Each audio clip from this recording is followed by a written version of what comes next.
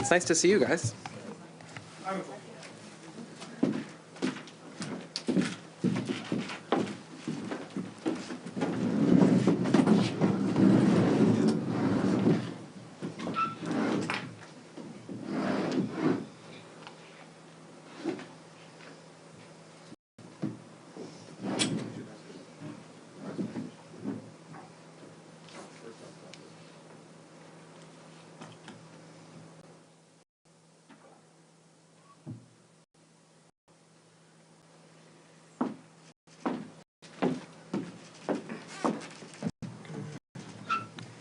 Good afternoon. You may be aware that over 24 hours ago, I did not respond very well to the Trump administration posting a photo of the president attired like a king, as well as a message declaring that indeed he was the king. He did this when he attempted to undermine the duly elected laws of our state related to congestion pricing. I reference this again today for one reason. We fought a war 250 years ago to depose a king who tried to impose his will on a young country. We don't have a king today because it conflicts with the very genius of a democracy, where the voices and the votes of the people, not a king, not a queen, and not a governor, should prevail. Voters determine who they want or who they do not want to represent them in elective office. As I said last week, I was deeply troubled by the accusations leveled at Mayor Eric Adams, not just the initial indictment, but also the more recent allegation of a quid pro quo with the Trump administration. For days, I've been deeply involved in discussions with my closest advisors, city leaders, electeds, clergy, business, labor, civic leaders, all people whose opinions that matter to me because they care about our city. I consulted them and legal advisors on whether it's appropriate and necessary at this moment to exercise the power granted to me as the governor of the state of New York by the New York State Constitution and the City of New York Charter to remove a mayor from office. I've also heard from many voices of New Yorkers who feel outraged, who feel hurt, betrayed by what they have seen. And I want those New Yorkers to know I understand those feelings as well. After careful consideration, I have determined that I will not commence removal proceedings at this time. My strong belief is that the will of the voters and the supremacy and sanctity of democratic elections preclude me from any other action. I cannot deny the people of this great city the power to make this decision for themselves. And to those who conclude that this decision is due to pressure from any groups or individuals, I say this: you do not know me. Constant pressure is what I deal with all day long, and it's absolutely no bearing on any decisions I make.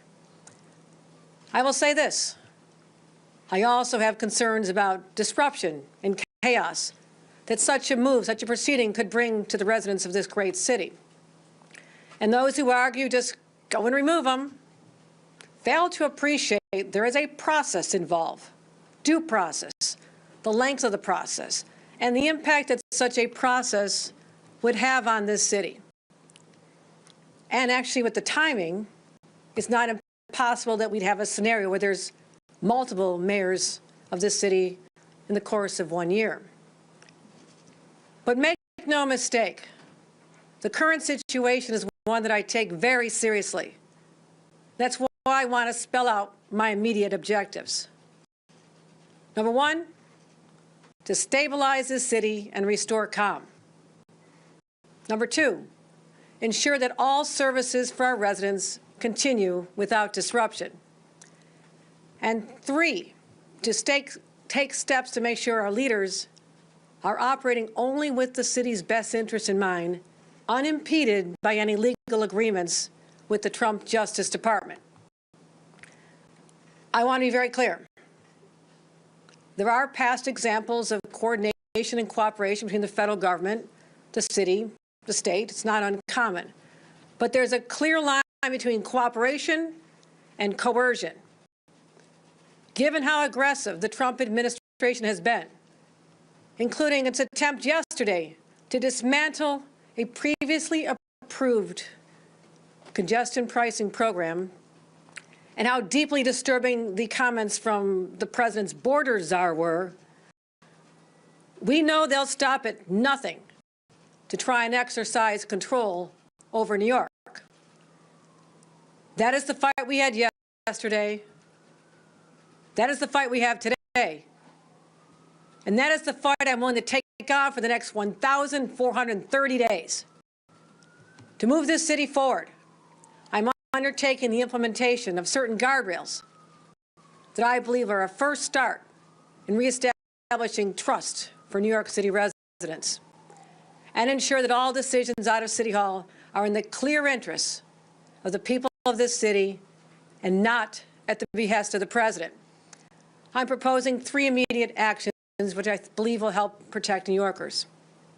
First, I'm proposing legislation to create a special Inspector General for New York City affairs within the Office of the State Inspector General.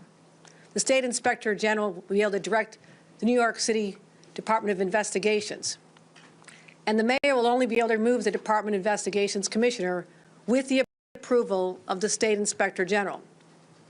This will protect the city's investigations from any interference, make sure that there's no lack of independence as they make their determinations, and allow the Inspector General to focus more directly on any improper activity that may arise out of New York City. They'll also give reports to us. We'll have access to information. Second, I'm proposing giving the city comptroller, the public advocate, and the New York City Council Speaker an independent authority to clarify the independent language to commence litigation against the federal government when necessary and using outside counsel. The city's law department will still have the opportunity to initiate legal actions within 7 days of any request. But the whole of city government should not be reliant on City Hall for legal cases where the people of the city may be under attack by the federal government. Third, I'm expanding funding for the Office of the Deputy State Comptroller General, Comptroller for City Oversight, because this stepped-up oversight, again, gives us an independent line of sight into potential decisions related to the federal government. This will be paid for by city receipts. Once these measures are enacted, they'll be effective immediately and expire at the end of 2025, subject to renewal. I've already discussed these proposals with the City Council Speaker and the Speaker of the State Assembly and the Majority Leader of the New York State Senate. I also told the mayor that strong managers need to be identified to fill the roles of the deputy mayors before they become vacant, and that we in my administration, with strong relationships that we have, will work to accomplish that goal and do whatever he can to keep his key commissioners. I want to take a moment to put this all in context. New York is facing a grave threat from Washington.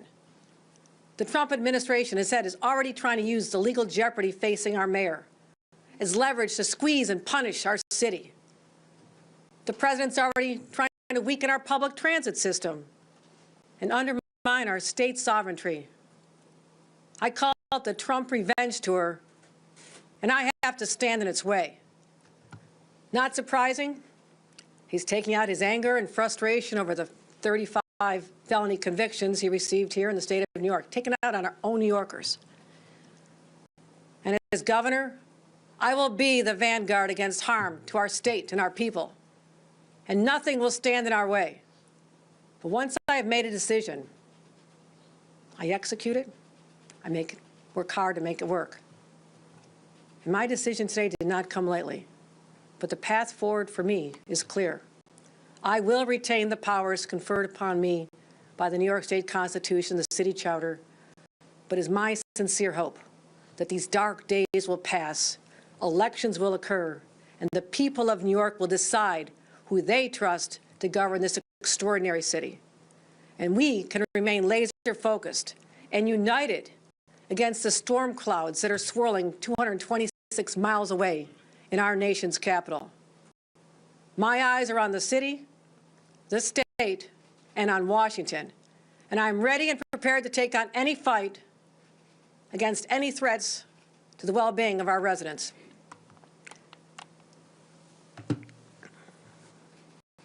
Any questions? Governor? Hold on. We're going to do this in an orderly way. Let's start right here in front. You talked about the will of the people. The will of the people gave you the power to remove Adams. It seems like a little bit of an awkward workaround to use the power that the people have already given you. So you're saying it's better to ignore the provisions in our Constitution that call for free and fair elections? Can you just walk that up for my listeners? No, we have elections in our country and in our state. It's what separates us out from places where they do actually have kings and dictators. This is something I take very seriously. And it is up to the voters of this great city to determine who they want to continue as their leader or bring in a new leader. It is up to them. That is a sacred right that they have, and I will not deny them that. Ben? It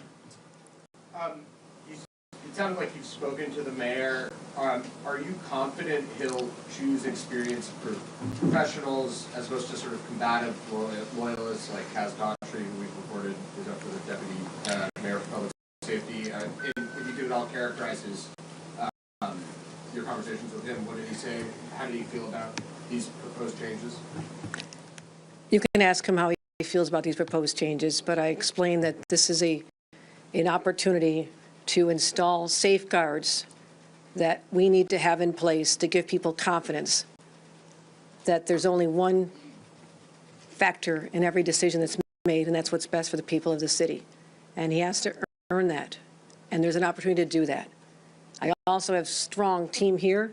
They have incredibly tight relationships with the mayor's team, and that constant communication is part of why was a stabilization of the situation last fall, and why that's what we're shooting for right now. So he's offered to work with us if we have recommendations on people, et cetera, but I want to make sure that the commissioners stay as well. Have you recommended people? It's early. Bernadette? Governor, so do you think that the mayor should resign on his own? And if not, do you think he has lost the ability to govern? It is up to an individual to decide if they want to leave from office at any time. So you don't think he should? No, you did not phrase my answer correctly. It is not up to me to tell them to leave. It is up to an individual if they want to resign the office to which they've been elected. Do you think that he's lost the ability to govern? I am working to put in safeguards to restore the trust that is necessary to get this city back focused out of all this controversy and get people in New York City what they want. They just want normalcy again, and that's what I'm fighting to restore. Allie in the back? So at this point, is removing the mayor from office off the table? I use the phrase "at this time." So you may revisit it at some point? I will never surrender power that I have. Is there anything that could happen coming out of the court hearings that would change your mind? I'm not going to say at this time.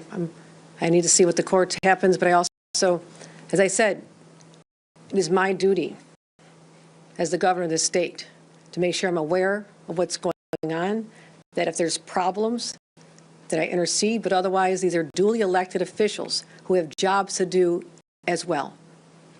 Mark in the back? Governor, the mayor and Tom Homan discussed putting ICE back in Rikers. So with all these provisions that you're putting forward, would that stop that? What position would you take, and what would you do to either allow that or stop that, or any of the moves that they planned or hammered out between the two of them? This becomes a question of whether or not that complies with the city charter and city ordinances, and that's something I will be watching. You want that? Melissa? Listen. Governor, you mentioned that this is subject to renewal at the end of 2025. What is the reason for that, and what continuing this past, or, potentially the mayor's term? Ask me at the end of December 2025. Mac? Governor, the mayor has not answered any questions in the past few weeks about any of this stuff. He hasn't addressed the public recently. Do you think that he should answer questions and be held more accountable, and would that ease New Yorkers' fears? I'm not his communications director. If he wants to do more interviews, get out there with the people, I encourage him to just do the job. Does he owe New Yorkers that? It seems to me he gets asked a lot of questions by all of you. I will say this. It is most important, and I discussed, let's focus on public safety. What we're doing in the subways is extraordinary. Crime is down. Our plans to have more police is working overnight. Let's close more illegal cannabis shops. Let's get the city of Yesh jump-started. Let's start making progress here, build more housing. We have so much to do in this city. I want to just move here, but I'm not taking my eyes off the situation. I want you to know that. My eyes are still on the situation. Yeah, in the back. If this new procedure, Governor, had to be reviewed by the legislation? That's a good question. It would have to be home rule decision that the city council would propose, and then that has to be approved by the state legislature. Yes, and I've had conversations with the two leaders already. How long is it going to take to review? I don't set their timetable, but I said it'd be effective immediately once it's passed. So that's up to the city council to take the first step. Then it'll go up to the legislature, which will be in session again shortly. Vaughn? I just want to be clear that these proposals would only be in place for 2025. And in addition to that, how much has the potential entry of former Governor Cuomo into the mayoral race weighed on how you proceed in this issue? 0. And this would only apply in 2025? Subject to renewal. Morgan? Hi, Governor. If former Governor Andrew Cuomo if he somehow wins the election, is this something you would think about continuing? I will look at the facts at the end of the year and determine what's best for the city. These are put in place as an extraordinary measure at this time. I understand that. Not since the 1970s with Mayor Abe Beame and Governor Hugh Carey, when there was a crisis that required that level of intervention. We are taking a number of steps that give us line of sight into budgetary matters, investigative matters, and legal matters to ensure that there's no area where any decisions can be compromised. That's what is necessary to give people the confidence to know that the right decisions are being made. And the mayor has to take the time to rebuild the trust with the people of this city. Those should go toward establishing people's understanding that there is other entities, the state of New York, is keeping an eye on the situation. Chris? Thank you. Governor, since all of this is contingent on legislation, have you lined up sponsors yet in both the state legislature and the council? And on the council side, I've already spoken to multiple council members who are expressing discontent about you kind of punting to them. If you genuinely believe that there is concern about the mayor's ability to lead, why punt to another body? Is there nothing you can do by executive power to restrict what's going on? It's not surprising there's difference of opinion in the city council. There'll be difference of opinion up in the state legislature. It is the normal course of business. I have spoken to leadership of both the city council, the speaker, also spoken to Majority Leader Andre Stewart-Cousins and Speaker Kyle Hasty. It is a new concept to them. This is an extraordinary measure. I acknowledge that. I don't expect me to propose it today and it becomes law tomorrow. It takes some time for people to understand what's behind it and to have questions, and that's what a democracy is all about. So I am not ramming this down anyone's throat. I'm saying I believe this is a place we can go to reassure New Yorkers that the fears that I've heard from many of them will be unfounded because we have some systems in place. That's what I'm trying to do, just try to stabilize the situation and calm it down. There's no specific sponsors lined up. Well, since I'm just talking about it today, I've not taken the steps to line them up at this time, but What's plan B if this one helps? Bernadette, I'll cross that when I get to it. I'm trying to deal with what is a crisis situation. Got a few other things going on across the state as well. I'm just going to focus on this, and I need to be able to move on knowing that there's systems in place. But I will work hard to help them understand that this is not a power grab. I don't need to do this. I'm busy enough as governor, but I'm also not going to turn a blind eye to a situation that has put our city and our state in the national spotlight in a way that has been very negative. And I just want us to get back to a place where people feel confident again and we stop being talked about all over the national news channels. We have to get this situation under control. Rebecca? The council obviously is one issue. What is your sense of whether this will pass in the legislature? There's still two other bodies that need to take into account. And how long do you think this is going to take? We have a mayoral primary in June, and we've got the budget coming up as well. So what kind of timeline are we looking at? Now, I'd like to start the proceedings immediately and then start talking to the legislature about this. I'm not waiting till after any elections. There's a crisis of confidence now. These are steps to try and move past that, to put safeguards in place. I want to work with our legislators who I also believe would have the same objective of allowing the 8.3 million people who occupy this great city, let them have some peace of mind to know that we're moving on, but with our eyes on the situation. That's what's most important. Is there any concern that the mayor himself will try to veto a home rule message passed by the council? I believe the council would have the 2/3 vote if they wanted to. I mean, again, home rule, when you asked about the legislature as well, we have a lot of deference to home rule requests. When I was in local government, I had to put in home rule requests. There's a lot of deference to that. That's our system of government here. But anybody else want to comment on home rule? Yeah, there are two ways for a home rule message to be enacted. One is with the mayor's sponsorship with 50%, a majority of the council. And if the mayor is not involved, then it's a 2/3 vote in the council. All right, last one, Gwen. You said earlier this week that you had serious concerns about the long-term future of the administration. Has Mayor Eric Adams done or said anything in the past week that has given you new confidence in his leadership? I have found a path forward that I believe gives me confidence with having this system in place, a line of sight into budgetary matters, investigatory matters, as well as legal matters. And this is what gives me the confidence to know that there is a system in place of checks, if you will. But I also do not want to be running the city of New York. The mayor needs to have a team in place, restore the confidence of people that there's competent government being delivered. This is not a move for me to say, I want to be the mayor of New York. I love being the governor of New York. All right, thanks, everybody. Appreciate it. Thanks, everybody. I appreciate it. Thank you.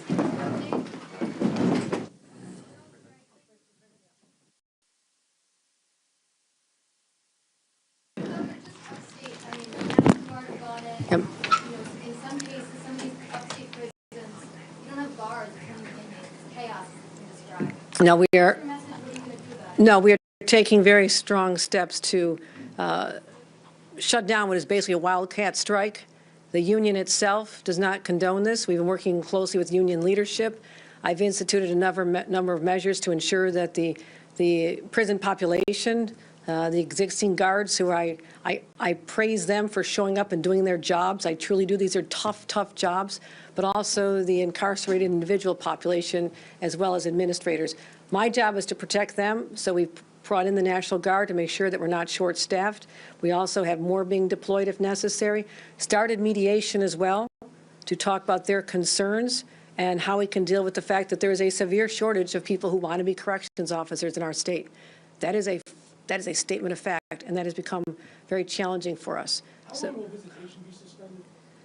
We want to, as soon as we get this under control, it'll be restored, but I'll let the Commissioner Bray? So once we believe that the situation is under control, we are already in conversations with several different facilities and their local representatives about returning to work. We are hoping to see that continue through this afternoon and this evening. But we do have National Guard in place, but until we have our full contingent of correction officers, visitation will be suspended until we are sure that it is safe for both the visitors, the incarcerated individuals, and the correction officers. Thanks, everybody.